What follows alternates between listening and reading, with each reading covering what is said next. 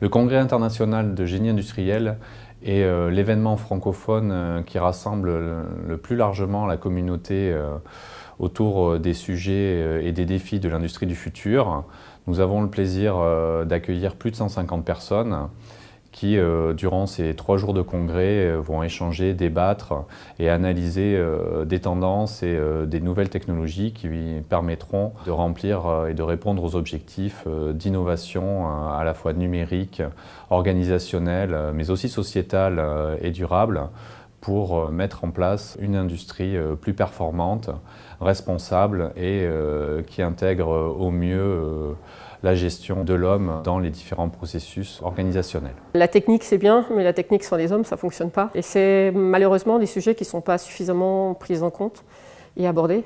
Il ne suffit pas de développer un super outil, en tout cas pour développer un super outil et le développer rapidement, il faudra que les gens qui le développent, et très souvent c'est rarement des gens de la même nationalité, soient capables de travailler ensemble efficacement, et c'est un sujet qui est malheureusement peu pris en compte, ce qui fait que les développements peuvent prendre plus de temps que prévu, mais on patine, mais on ne sait pas pourquoi, et en fait on ne sait pas pourquoi, c'est pas de la technique, hein, c'est pas de la compétence, mais c'est juste de l'humain. Cette année, les thèmes les plus fréquemment utilisés sont de 2 niveaux. Donc, le premier sur l'usine du futur ou l'entreprise numérique. Donc, on voit que la présence d'objets connectés devient de plus en plus importante et également la collecte d'informations, la décentralisation de décisions, tant au niveau des ressources humaines qu'au niveau, je dirais, du parc industriel, donc au niveau des machines et des équipements utilisés, également partout à travers la chaîne logistique.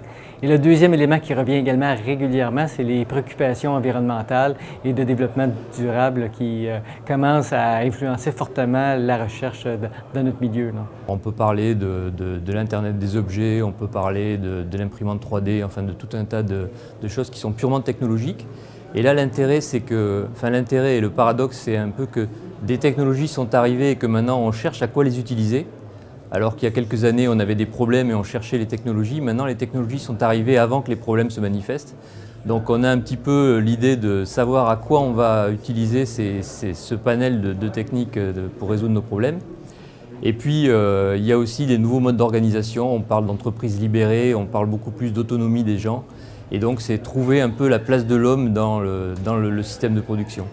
Donc je pense que l'usine du futur, c'est une usine numérique, basée beaucoup sur les technologies de l'information, mais dans laquelle l'opérateur aurait une place beaucoup plus prépondérante qu'il ne l'a eu ces dernières années.